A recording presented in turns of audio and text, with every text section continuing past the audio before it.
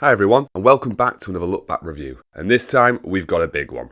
Damn, you're ugly.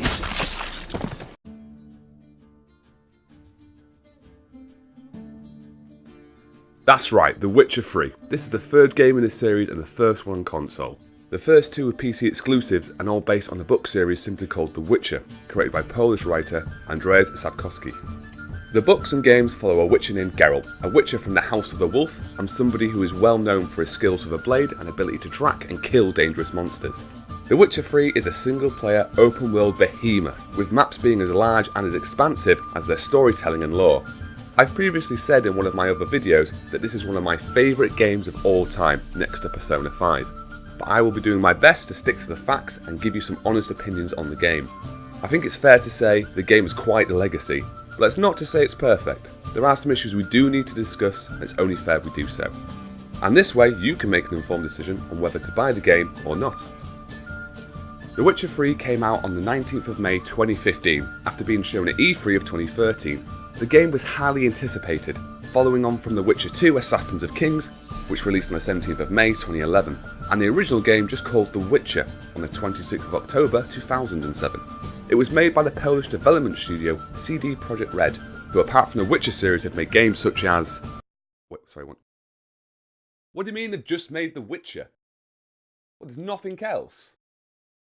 Well, at least they're specialised.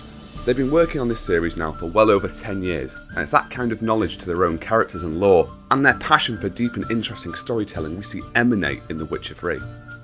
This is not to say The Witcher 3 is some kind of graphic novel. It's a gripping action RPG, with in-game loot that has various effects on your character, and a balanced out, engaging combat system to keep you on your toes in front of any enemy you might come across. The game asks the player, what if you tried to produce a game with a gripping narrative, expansive storytelling and side missions, with a combat system that's inspired by the Dark Souls series? Did they bite off more than they could chew, or did they pull it off? Well, this is what we're here to find out.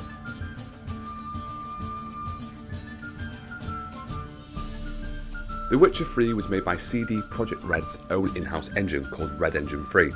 The development team would then have a great advantage at making a game look absolutely fantastic. And look at it. The game came out in 2015 and the graphics still hold up really well. The world nails that gritty fairy tale atmosphere it's aiming for, with lots of work put into the visual storytelling, really making you empathise and understand the villagers and townfolk you come across in your journey. 99% of all cutscenes and visuals you see are done in real time in-engine. That means everything you see, down from the visuals in the open world, in combat, getting drunk at a local pub, everything is being done all at once. My main point of praise though is how well Geralt is animated. As you progress throughout the game, Geralt's movements and subtle facial animations will become obvious to you. It really helps you connect and understand the character and what he feels about the current situation he's in. He's never going to do a massive song and dance, most of the time. But it's just an example of the care and attention that has gone into making Geralt a really impressive character. The soundtrack of this game is tailored to the theme and again helps to nail that gritty fairy tale atmosphere. Whereas in some games, the music is just a backing track, The Witcher 3 brings it to the forefront, helping to set the scene in important cutscenes, put you on the edge of your seat during combat, or just set the tone in one of the various side missions throughout the game. One of my favourite things to do is just to take Geralt's trusty horse Roach for a long stroll. With the in-game music as a backing track, it feels like I'm creating my own story just travelling from city to city. The upbeat music in the large city Novigrad and the epic music in the Isles of Skellig are just two examples of some great music really raising the bar in that all-important environmental storytelling. The NPCs in this game get a lot better treatment compared to other games I've played. We do sometimes see the same character model, but most of the time they are wearing different clothes and are doing something completely different, so it was never jarring. The great news is that all the story missions and side missions are done really well and presented like fully fledged story missions. This means everyone gets a decent voice actor, we get nice camera shots and fully animated characters. This makes us feel like even the side missions are just as important to Geralt as the main missions. What we also get though is bugs. These have mostly been removed since launch, but there was a boatload when the game first came out and it did ruin the experience for some players. Nowadays, the worst we have to worry about is that NPCs can sometimes walk into each other when off screen in a cutscene, and there are some pop-ins occasionally with far off trees, NPCs and buildings for example, but it's not too distracting. Overall the game runs really well, and it would run better if played on a PS4 Pro. My review though, and the footage seen throughout this video, will be based on the standard PS4 version. All this considered, the game's presentation is done well. It's rare to come across anything visually or audio-wise I didn't feel was suitable to what was being presented to me, nor did it subtract from what either of them was trying to portray.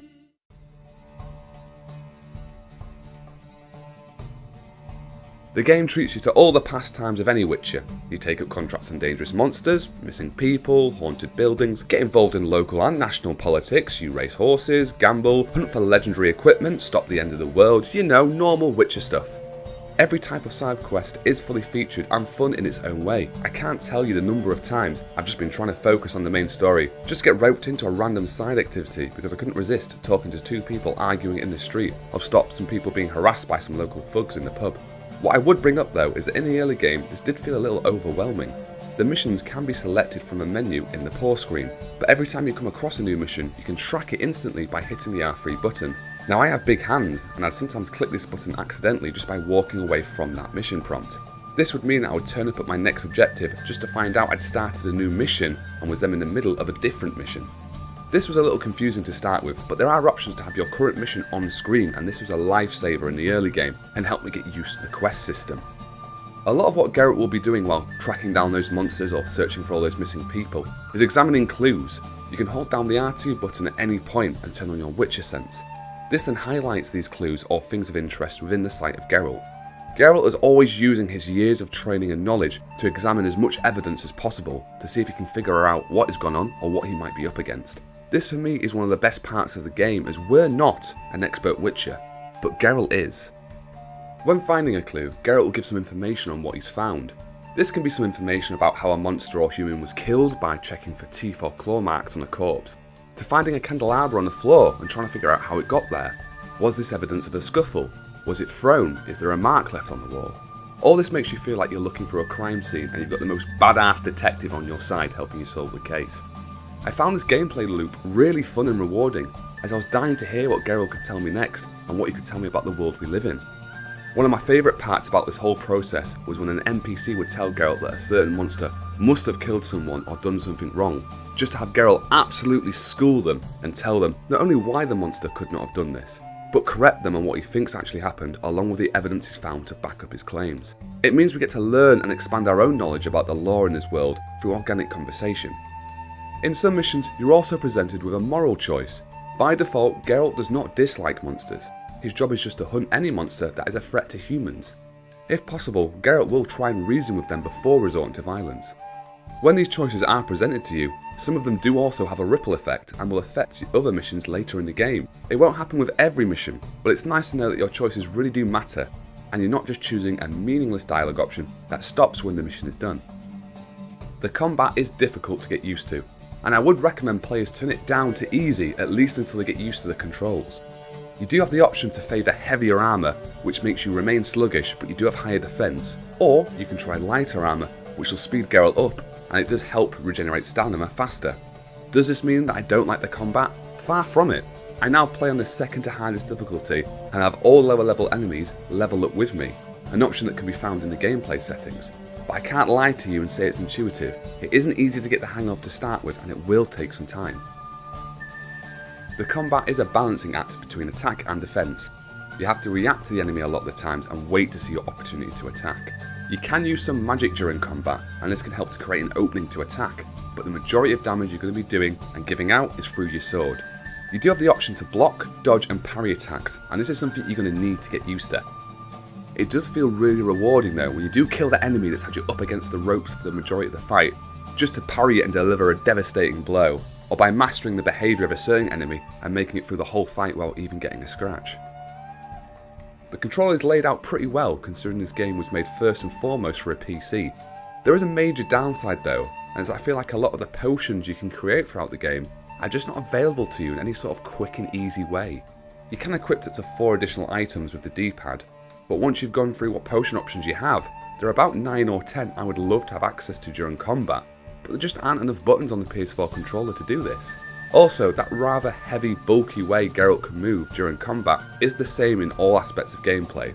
It just feels really sluggish, and like you're trying to move Geralt around feels like you're moving around a heavy rock at the end of a string. For the performance, it's back to assuming my PS4 was a jet fighter in a past life, as it's just as loud as running this as Horizon Zero Dawn. Apart from the occasional pop-ins on screen though, the only other place this game struggles with is the load times, and my god, it can be a long time before you can jump back into the game if you're killed or using fast travel. This is one of the reasons I'd recommend playing on an easier difficulty to start with, as it can really take away from your experience and your enjoyment of the game if you have to sit through 2 minutes of loading every time you die.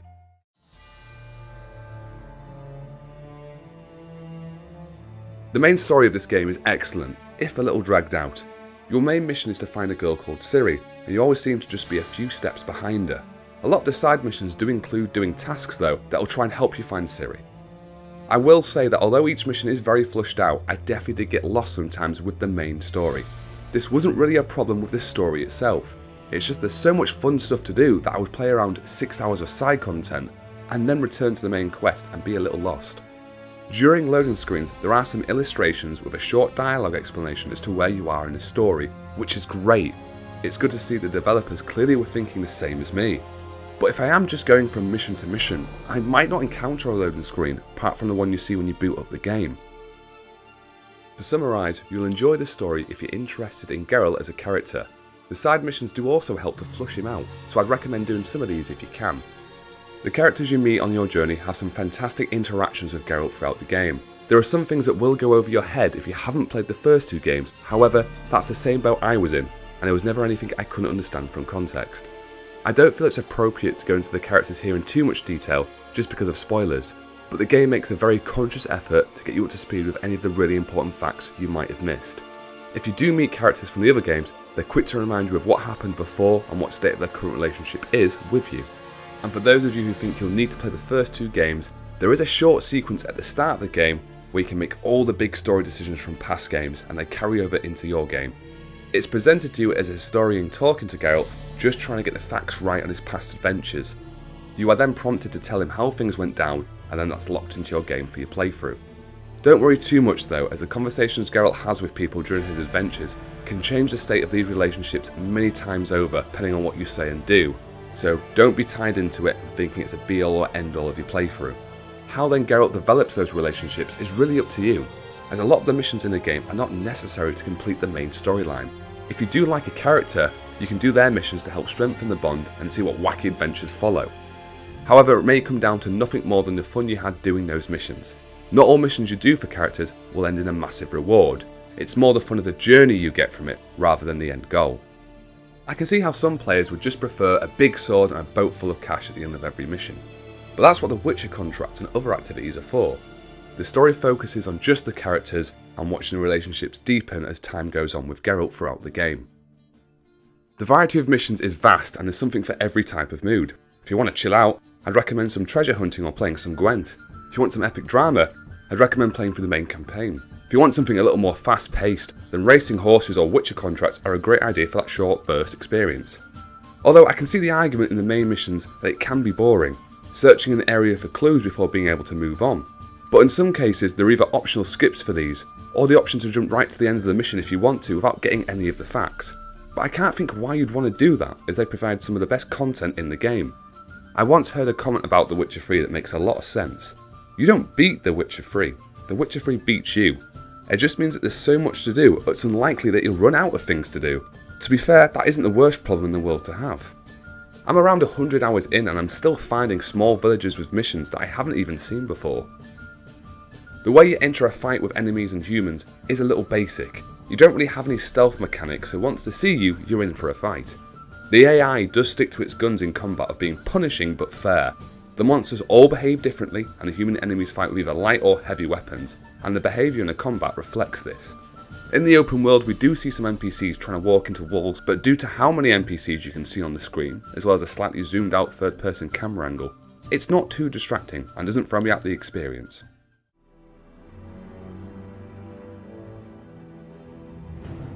So what do I think of this game? Well, masterpiece comes to mind. In my opinion, no matter what kind of day I'm having, I know at any point I can pop in The Witcher 3 and have a great time. If you're looking for a visually impressive story, packed full of character with content for days, and a challenging combat system, then The Witcher 3 is a must try. Especially if you want some value for money. If you can go for the Game of the Year edition, which even now is not much more than the game second hand, you'd also be getting 2 massive DLCs called Heart of the Stone and Blood of Wine for free. There are people I would not recommend this game to, however.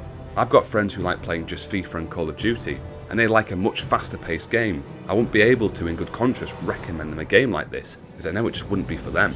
My score on this game, however, is a massive 9.5 out of 10. Is it a perfect game? No, and it won't be for everyone. But the only thing I can really fault this game for is the hardware The Witcher 3 is running on. Slow load times and pop-ins are almost completely missing if you're playing on a high-end PC, but it was the standard PS4 version I was playing, so it's only fair we mark it accordingly. In my opinion, it's also the most accessible version of this game, as again, more people will probably have a PS4 than a high-end PC. I love that this game still has content I haven't seen yet. It still has big hunts I haven't completed. I love the fact that I can play this game for a couple of hours, I can put it down for a few weeks and months, I can pick it back up and still have an amazing time no matter where I am in the story overall. It's a game where if you like a world you can be immersed in, it's a game you owe it yourself to play. Hi everybody, and thank you so much for watching the video. I hope you did enjoy it, and if you can leave a like on the video, that would be hugely appreciated. In other news, you may notice that we now have 2 channels. The way that YouTube works means that I have had to separate out my content. You can find the reviews and other content on this channel, and on Bazman 1991, you'll be able to find the streams from Twitch with the various games that I play. Please do consider subscribing to both YouTube channels and the Twitch channel if it does appeal to you. I'll leave all the links in the doobly-doo below. But once again, thank you just so much for watching, and I will catch you in the next one.